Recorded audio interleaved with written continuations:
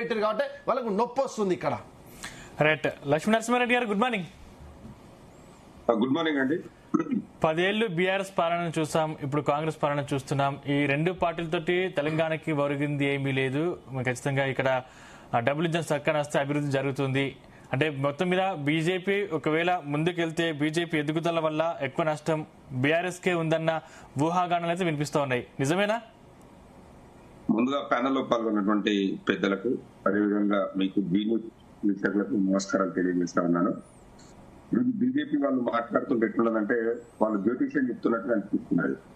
గతంలో కూడా చాలా మంది తెలంగాణలో మేము అధికారంలోకి వస్తాము, ఇక అధికారం ఏర్పాటు చేయబోయేది మేమే అని చెప్పి చాలా మంది చెప్పడం జరిగింది. కేఏపాల్ గారు కూడా చెప్పి మేమే అధికారం ఏర్పాటు చేయబోతున్నాం అని చెప్పి. సో ఇది వాళ్ళు చెప్పడంలో పెద్దగా ఇంత ఏం లేదు. ముఖ్యంగా వాళ్ళు ఆలోచించాల్సింది ఏంటంటే ఈ తెలంగాణలో బీజేపీ ప్రభుత్వం అంటే కేంద్రంలో 12 సంవత్సరాల నుంచి అధికారంలో ఉన్నటువంటి బీజేపీ ప్రభుత్వంలో తెలంగాణకు చేసింది ఏం చేసింది, వీళ్ళు ఏం చేసినామని చెప్పి రేపు తెలంగాణలో ఓట్లు అడుగుతారు, లేకపోతే తెలంగాణలో అధికారం దక్కించుకునేటువంటి ఆలోచనలు ఉన్నారో ఒక్కసారి వాళ్ళ ఆలోచన చేసుకోవాలి. ఎందుకంటే వీళ్ళు ప్రజా సమస్యల మీద కొట్లాడకుండా ప్రజా సమస్యలను పట్టించుకోకుండా ఎంతసేపు ఉన్న రాజకీయ లబ్ధి కోసము రాజకీయ ఉనికి కోసము ప్రయత్నం చేస్తున్నారు తప్ప వీళ్ళు చేస్తున్నది ఏది కూడా లేదు. ఏ ఒక్క అంశం కూడా వాస్తవానికి దగ్గరగా లేదు. వీళ్ళంతా ఏంటంటే కేవలం మాటలు చెప్పడంలోనేమో నెంబర్ 1 ఉన్నారు. వీళ్ళు చేసేటువంటి పని ఏది కూడా లేదు. ఇప్పుడు మన కేంద్ర మంత్రులు కానీ 8 మంది ఎంపీలు ఉంటారు కదా, వీళ్ళు తెలంగాణకు ఇచ్చింది ఏందో ఏమైనా ఉన్నదా పబ్లిక్ ఉపయోగపడేది? ఏది కూడా లేదు. కేవలం ఏంటంటే మాటలు చెప్పి ఏదో మతపరమైనటువంటి విద్వేషాలను రెచ్చగొట్టి ఓట్లు దండుకోవాలనేటువంటి ప్రయత్నమే చేస్తున్నారు తప్ప ఇంకోటి లేదు. అదే విధంగా ఏవైతే కేంద్రం పరిధిలో ఏదైతే ఈడీ గాని సిబిఐ గాని ఐటీ గాని ఏవైతే ఉన్నాయో అట్లాంటి సంస్థలను వీళ్ళు వాడుకొని ప్రతిపక్షం యొక్క గొంతు నొక్కాలనేటువంటి ప్రయత్నం చేస్తున్నారు తప్ప ఇంకొకటి లేదు. ఇలా నేను ఒకటే అడుగుతా ఉన్నాను మా బీజేపీ సోదరుడు మహేష్ గారికి. కేంద్రంలో అధికారం బీజేపీ ప్రభుత్వం 12 సంవత్సరాల నుంచి ఉన్నది. మనకు రావాల్సినటువంటి నిధుల గురించి కానీ మనకు రావాల్సినటువంటి విభజన హామీలు కానీ ఎక్కడ పోయినాయి, ఎందుకు రాలేదండి? ఇవాళ బయ్యారం ఉక్కు ఫ్యాక్టరీ అయింది, కాజీపేట ఫ్యాక్టరీ అయింది, అదే విధంగా కాళేశ్వరం పాలమూరు ఏదైనా ఒక ప్రాజెక్టు జాతీయ హోదా తీసుకొస్తామని చెప్పి చెప్పినది. ఇవన్నీ ఏమైనాయండి? ఏది కూడా లేదు. ఐటీఐఆర్ ప్రాజెక్టు ఏమైందండి? ఏవి కూడా లేదు. వీటిపైన ఎందుకు మాట్లాడరు? వీళ్ళు మాట్లాడాలి కదా.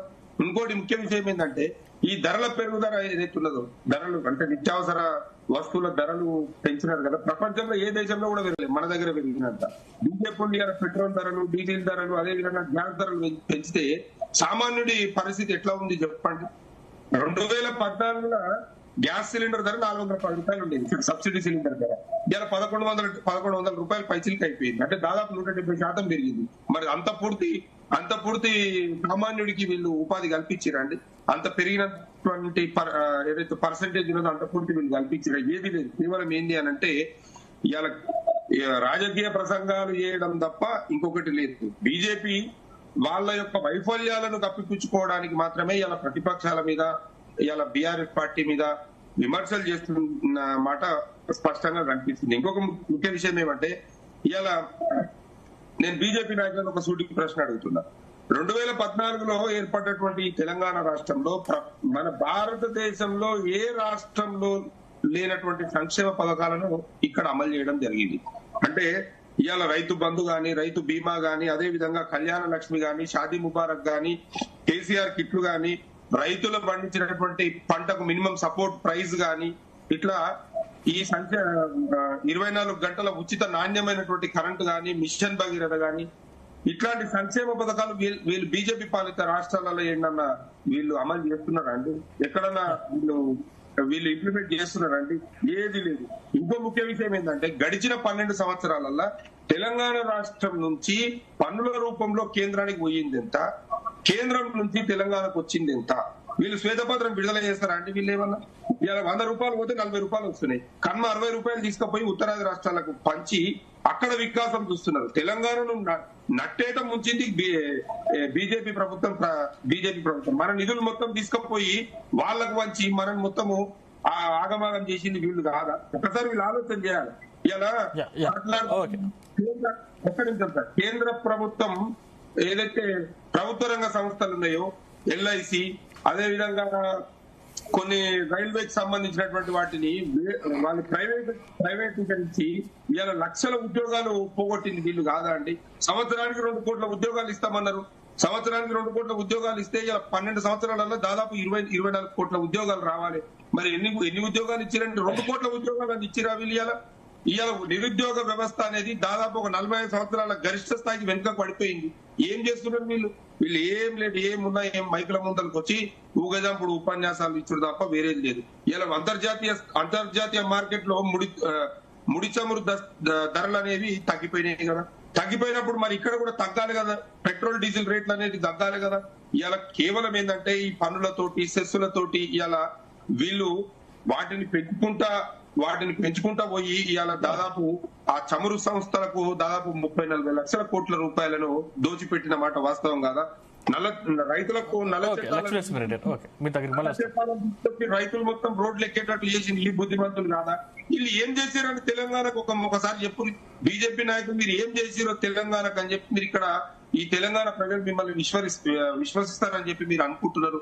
ఇక్కడ ఏమి కాదు మీతోటి నేను చెప్తున్నాను కదా. గతంలో కూడా చాలా మంది చెప్పారు. దాంట్లో ఉపన్యాసం లాగా ఉంది. నేను ఒక్క నిమిషంలో అన్నకు ఆన్సర్ చెప్తా. ఒక్కటి నిమిషం మహేష్ గారు, నేను చెప్పిన దాంట్లో నేను చెప్పిన దాంట్లో అబద్ధం ఉంటే మీరు చెప్పండి. మొత్తం అబద్ధం. అరే అబద్ధం నేను గణాంకాలతో చెప్పిన లక్ష్మీనరసింహ ఒక్క నిమిషం, నేను మళ్ళీ మీతో మాట్లాడతాను. వరకు మీరు తీసుకుపోయింది ఎంత, ఇచ్చిందంత చెప్పు. మొత్తం కూలిపోయినటువంటి కాళేశ్వరానికి జాతీయ హోదా అడుగుతారు. అది అబద్ధం కాదా? రైల్వేల బుల్లెట్ ట్రైన్లు ఇక్కడ తయారైతున్నాయి, రైల్వే కోచ్ ఫ్యాక్టరీలా. అది అబద్ధం కాదా?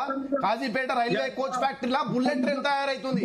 రైల్వే కోచ్ లో బుల్లెట్ ట్రైన్ తయారైతుంది. మీరు ఇంకా కాజీపేట రైల్వే ట్రైన్ ఏం చేసినట్టు? అది తెలంగాణ రాష్ట్రం. అంత డౌట్ ఉంటే మీ పెద్ద నందినగర్ లో ఉన్న మీ కేటీఆర్ ను జూబ్లీహిల్స్ లో రేవంత్ రెడ్డి గాని బీజేపీ. ఒక్క నిమిషం లక్ష్మీనరసింహ రెడ్డి, మీరు దయచేసి మీరు లైన్ లో ఉండండి. మీరు లైన్ లో ఉండండి. Okay, right. గౌరీ సతీష్ గారు కాంగ్రెస్ నుంచి జాయిన్ అయ్యారు. సతీష్ గారు, గుడ్ మార్నింగ్.